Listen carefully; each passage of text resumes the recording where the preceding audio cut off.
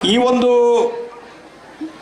ಸ್ವಾಮೀಜಿಯವರ ಕಾರ್ಯಕ್ರಮ ಅಂದರೆ ಧಾರ್ಮಿಕ ಕಾರ್ಯಕ್ರಮ, ಧರ್ಮದ ಬಗ್ಗೆ ಚಿಂತನೆ, ಧರ್ಮ ಉಪದೇಶ, ಮಾರ್ಗದರ್ಶನ ಇವೆಲ್ಲ ನಾವು ನೋಡಿದ್ದೇವೆ.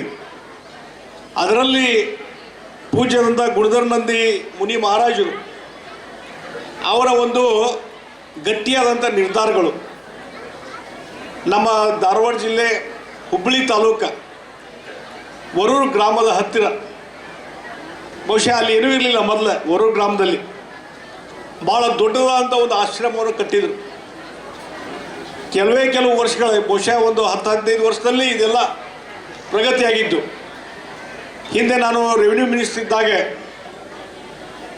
ಅವತ್ತು ದೇಶದ ಉಪ ಪ್ರಧಾನಮಂತ್ರಿ ಅಂತ ಸನ್ಮಾನ್ಯ ಲಾಲ್ ಕೃಷ್ಣ ಅಡ್ವಾಣಿಯವ್ರನ್ನ ಅಲ್ಲಿಗೆ ಕರ್ಕೊಂಬಂದು ಅದರ ಒಂದು ಚಾಲನೆ ಕೊಡುವಂಥ ಕೆಲಸ, ಮತ್ತು ಅನಂತ್ ಕುಮಾರ್ ಅವರು ಇದ್ದರು ಕೇಂದ್ರ ಮಂತ್ರಿಗಳು, ಅವ್ರ ನೇತೃತ್ವದಲ್ಲಿ ಭಾಳ ಉತ್ತಮವಾದಂಥ ಕಾರ್ಯಕ್ರಮ ಆಗಿ ಇವತ್ತು ವರೂರು ಆ ಗ್ರಾಮ ಏನಿದೆ ಒಂದು ಬೃಹತ್ವಾದಂಥ ಧಾರ್ಮಿಕ ಪ್ರವಾಸಿ ಕೇಂದ್ರವಾಗಿ ಪರಿವರ್ತನೆ ಆಗಿದೆ.